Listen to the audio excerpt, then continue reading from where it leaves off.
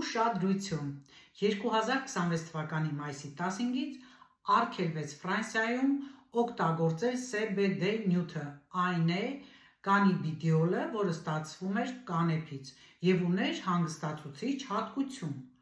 Օգտագործվում էր որոշ թեյերի մեջ, պաստիլների, կոնֆետների, շոկոլադների։ Այսուհետ Ֆրանսիայում այն արգելված է համարվում, և եթե որևէ մեկի մոտ հայտնաբերեն նման նյութեր, կարող են պատժել թե տուգանելով, թե մինչև անգամ ազատազրկմամբ։ Անգամ արգելվում է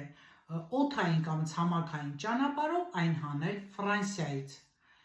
և այս որոշումը ընդունել է Սննդի անվտանգության կոմիտեն, արգելելով այլևս Ֆրանսիայի սննդային արտադրության մեջ օգտագործել այս նյութը։ Արգելք չկա միայն ծխելու և էլեկտրոնային սիգարետներում այս նյութի օգտագործումը։ Եղեք տեղեկացված։